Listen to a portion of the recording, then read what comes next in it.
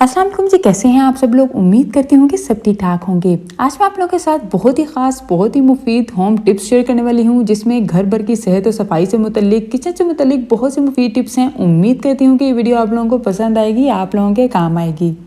Number 1, कपड़ों से खुशबू आएगी।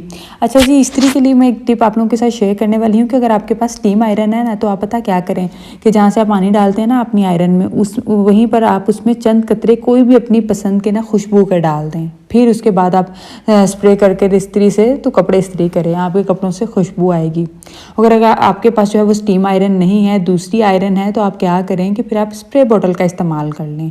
आपको स्प्रे बॉटल लेकर ना उसमें पानी डालें, चंद कतरे अपनी पसंद की खुशबू के डाल लें और कपड़ों पर स्प्रे करके कपड़े इस्त्री कर लें, तो आपके कपड़ों से खुशबू आने शुरू हो जाएंगी। क्योंकि आगे जैसे गर्मियों का मौसम है तो ये बड़ा मसला रहता है स्मेल का, तो आप ये वाला जो है वो टिप इस्तेमाल कर सकते हैं। आपके घर के कपड़ों के लिए भी बिल्कुल चंद बूंदों से ही आपके सारे कपड़ों से खुशबू आने शुरू हो जाएगी। मैं टिप आप लोगों के साथ शेयर करने वाली हूँ, इससे आपके कफ और कॉलर की सफाई भी बड़े अच्छे से होगी।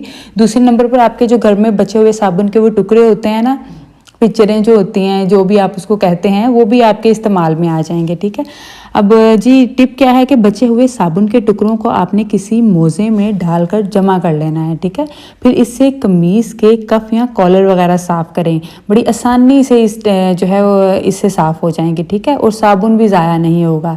इसके अलावा साबुन के बचे हुए टुकड़ों को आप कमोड की टैंकी में भी डाल सकते हैं। इसके अलावा आप एक और काम भी कर सकते हैं कि साबुन के बचे हुए टुकड़ों को, क्योंकि वो इस्तेमाल तो हो नहीं पाता है, ठीक है, तो आप उसको जो है वो वॉशिंग मशीन में भी डाल सकते हैं। जो तरीका आपको पसंद है वो आप इस्तेमाल कर सकते हैं। ठीक है। नेक्स्ट है जी सफ़ेद कपड़ों के लिए। सफ़ेद कपड़ों का रंग पीला हो जाए तो इनकी सफ़ेदी को बहाल करने के लिए कपड़ों को धोने के बाद पानी में थोड़ा सा नींबू निचोड़ लें और इसमें कपड़े खंगाल लें। ठीक है जी, आपके कपड़ों की सफ़ेदी फिर से बहाल हो जाएगी। और अगर रेशमी कपड़े हैं, उनको सफ़ेद करना है, तो पानी में आप सफ़ेद सिरका या नमक मिला लें और साए में खुश्क करें। ठीक है। बर्तन धोने के लिए आपके साथ एक टिप शेयर करती हूँ। चाय की बची हुई पत्ती को फेंकने की बजाय इसे एक अलग बर्तन में निकाल कर खुश्क कर लें। अब इसको एक मलमल के कपड़े पर लगाकर इससे बर्तन धोएं, आपके बर्तन जो हैं वो चमक उठेंगे। अच्छा जी, इससे क्या क्या होता है कि इस जो ये चाय की बची हुई पत्ती होती है ना, इसका इस्तेमाल ना सिर्फ दाग धब्बों को ख़त्म करता है, बल्कि ये बर्तनों में चमक भी पैदा करता है आपके। इसके अलावा ये बर्तनों पर जमी ग्रीस को साफ़ करने के लिए भी बेहतरीन है, जिससे बर्तन धोना आसान हो जाता है। यानी अगर बर्तनों पर बहुत ज़्यादा ऑयल वगैरह की तह लगी हो तो उसको 2-3 दफ़ा धुलाई करो तो फिर ही वो बर्तन साफ़ होता है। लेकिन अगर आप चाय की बची हुई पत्ती का इस्तेमाल करते हैं ना, तो बड़ी आसानी से आपके बर्तन जो है वो साफ़ हो जाएंगे, ग्रीस वगैरह भी साफ़ हो जाएगी और बर्तन चमक भी उठेंगे। नेक्स्ट है जी किचन और सिंक की नालियों में रोज़ाना रात को कपड़े धोने वाला सोडा और तेज़ गर्म पानी आपने डालना है। ठीक है। इससे आपके जो किचन और सिंक की जो नालियाँ हैं वो कभी भी बंद नहीं होंगी।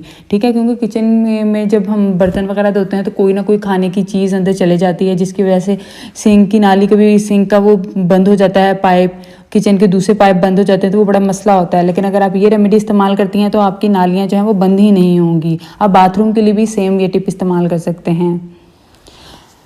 नेक्स्ट है जी मच्छरों को भगाने के लिए 1 कप पानी में चंद काफूर की गोलियां डालकर कमरे के कोने में रख दें, मच्छर नहीं आएंगे।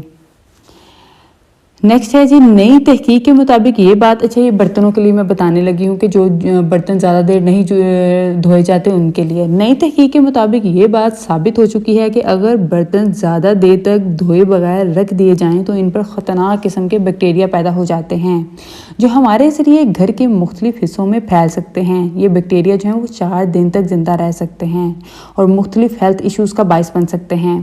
इसलिए रोज़ाना की बुनियाद पर बर्तन धोने चाहिए। और क्या होता है कि जब आपने एक प्लेट में खाना खा लिया है ना, यानी उसको यूज़ कर लिया है, वो बर्तन जूठा हो गया, तो वो 20 मिनट के अंदर ही ना, 20 मिनट जैसे के बाद ही उसके ऊपर बैक्टीरिया की जो है वो बैक्टीरिया पैदा होना शुरू हो जाते हैं। यानी जिस प्लेट में आपने खाना खा लिया हुआ है, जूठी हो चुकी है, उस पे मैं बात करी।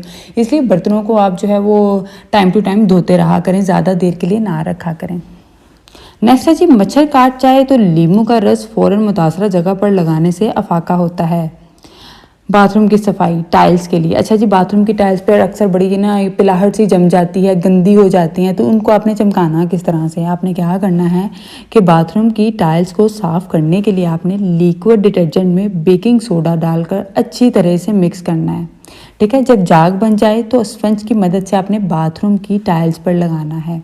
उसके बाद आप आधे घंटे बाद ना गर्म पानी से धो लें, तमाम मैल कुचैल वगैरह साफ़ हो जाएगी। अगर आपका फर्श बहुत ज़्यादा ही ख़राब है, बहुत ज़्यादा दाग धब्बे हैं, तो आप इसमें सिरके का भी इस्तेमाल कर सकते हैं। ठीक है, बाथरूम की सफाई के लिए भी बड़ी अच्छी रेमेडी है। केले के लिए, अच्छा, केला जो है एक ट्रॉपिकल फ्रूट है, इसलिए फ्रिज में रखने से इसका छिलका फ़ौरन से काला होना शुरू हो जाता है। जैसे अगर आप आज रखते हैं तो रात तक ही जो इसका छिलका है वो पूरा सा काला हो जाता है और आहिस्ता आहिस्ता इसका जायका भी तब्दील होना शुरू हो जाता है, जो खाने में अच्छा नहीं लगता।